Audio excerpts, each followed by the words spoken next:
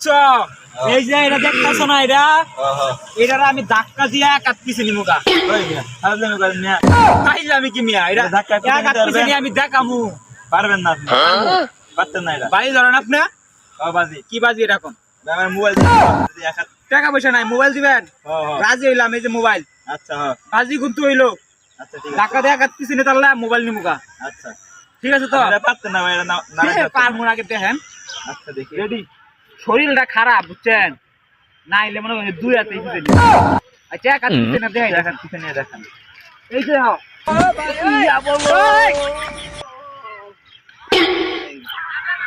চললো কই ভাই? এই যে ধাক্কা দেয়া কাটতেছি নিছি। কই মিয়া আপনি কি মনে হচ্ছে আমি পিছনে মুগা?